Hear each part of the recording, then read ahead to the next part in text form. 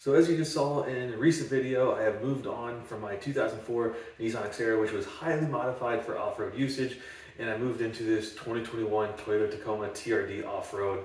And as I said, although I very much love that Nissan Xterra, it was just too highly modified for the type of lifestyle that I'm living now, which I'm looking for something a little more creature comfort and has a little more family-friendly atmosphere, if you will. So this is my essentially stock 2021 Toyota Tacoma.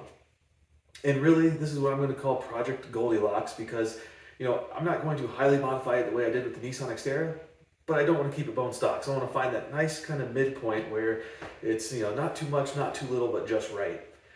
Now, I've always advised people to never just do a modification blindly because someone on the internet, on message boards, or YouTube has said to do something because they just have repeated it so many times it's become truth.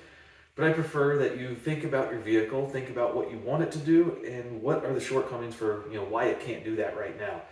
And so I've kind of made up a list of specific problems or pain points with the vehicle that I want to improve. So the first thing that I did with this vehicle, like within the first month of owning it, was I put on just a soft bed cover on the back. Bed covers are nice because I'm moving from an SUV where I had the hatch area with WeatherTech lining and everything.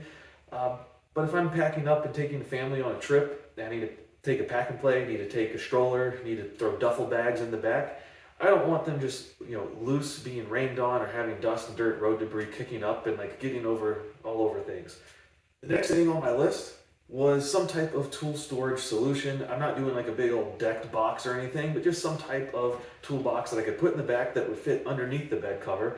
But the thing that I had to think about is that, the stock toolkit in the Toyota Tacoma is underneath the seats in the rear.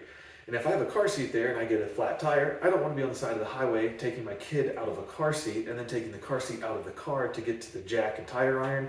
Plus I've got recovery straps and other recovery gear that I have from, what I carried in the Nissan Xterra, and I wanted a place to store that. The next thing on my list was some type of seat cover. Now I did seat covers in the Nissan Xterra, but those were $40 seat covers that was just to kind of sprucing up a 20-year-old interior that wanted to look a little cleaner, just look a little more stylish. For a $40,000 truck, I wanted something that can protect the investment that I made into this truck, something that can protect the back seats from all the damage that a kid can do, but also have a dog that would go with us as well. So I needed to be able to have the dog laying on the back seats. When I was in the Nissan Xterra, I could just put him in the back with the WeatherTech and he would just have his own little place in the back. The next thing on my list is new tires. These tires on this Tacoma is essentially highway tires. They're almost brand new too. But I want to go with some type of all-terrain tire. I'm not going with mud terrains. I'm going to go up one size, so I'm going to stay out of the 33 range and stick with 32. So this is a 265, 75, 16 range is where I want to be sticking in. So I'm not going to be doing heavy rock crawling. I'll still take it out to Uari from time to time, but primarily it's probably going to be beach driving is what the family and I will end up doing. So I want to make sure, I got something that's comfortable to drive down the highway for a couple hours, but then can still get through the sand, get through mild off-road trails, but just not have the loud cabin noise, not having a rough ride. Other thing with tires, they come in different load ranges, so there's a ton of options in load range E in that size. Load range E is a 10-ply sidewall, which can make the ride a little bit stiff even if you air down. So I wanted to stick with a standard load range where there's a lot less options, but I found something that I liked in the Goodyear Wrangler Ultra Terrain. I still have to get those installed, but I went ahead and picked them out. So along with tires, suspension would be the next thing that I would do, just because while you're in there, might as well do everything all together. I'm trying to avoid a very large, expensive suspension kit that's going to involve a lot of relocations, differential drops, and things like that. So I'm going with a 2-1 lift, 2-inch lift in the front, 1-inch in the rear, and I'm just doing Bilstein 5100s. I'll go to the 2-inch setting, which is the tallest setting on that shock. And then for the rear, I'm just going to do a 1-inch lift block. There's a lot of controversy around lift blocks, but it's only 1 inch. There's plenty of trucks that come from the factory, designed from the OEM with lift blocks. So a 1-inch lift block should be fine. The other thing is these Tacomas actually have a TRD lift kit that is designed and developed and tested by Toyota to work with the Tacomas. And if you're not familiar with that lift kit, it's super expensive at $1,500 just for the kit.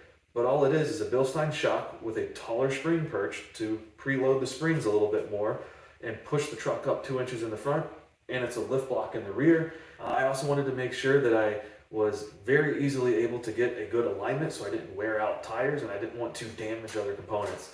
So my assumption was that since Toyota has developed and sells a 2-1 lift for the Toyota Tacoma, and they don't recommend any additional upgrades to be able to handle that type of lift, I figure that the components on the vehicle don't know if that 2 inches in the front came from a Bilstein 5100 or a TRD branded shock, and they don't know if it's an Amazon lift block or a Toyota lift block. So I'm assuming as long as I keep it within that 2-1 geometry that it should essentially ride stock.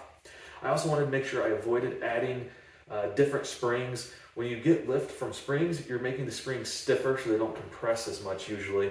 And so like with add a leaf springs, I've done these on an old 2004 Toyota Tacoma I had. It made the rear of the truck ride really rough when the bed was empty. Springs are designed to resist weight. So it was really good when I was towing a boat with it. It was really good when it was heavily loaded down, but when the bed was empty, it was very jarring over train tracks. And there's different types of add-a-leafs and leaf spring packs you can get. But since I was going for such a mild lift, I went with the lift block so I could still have the stock springs. Shackles do not work for lift on the Toyota Tacoma because of the way that that connection is done. Now, because I still want to go off-roading in this vehicle, protection is really going to be the name of the game. For a $40,000 truck that I'm going to be driving for literally the foreseeable future, then I want to make sure that I'm protecting it. So looking at armor, rock sliders, front bumper so I can install my winch, and skid plates as well. So I want to make sure that when I do take it off-roading, even if it's mild trails, I want to be well protected. So that pretty much covers kind of my initial plans for this 2021 Toyota Tacoma TRD off-road. Having a very capable truck for me does absolutely nothing if my family doesn't want to sit in the truck for 2, 3, 4 hours to go to places to go off-roading with me. So I want to make sure that it's capable enough to have fun, but comfortable enough to be enjoyable for everyone. So like and subscribe if you enjoy the content of these videos. Comment below if you got suggestions for other mods on a 2021 Tacoma. And look out for future videos because I will be putting more detailed videos on the different components that I end up choosing for this truck. So thanks for watching. See you in the next one.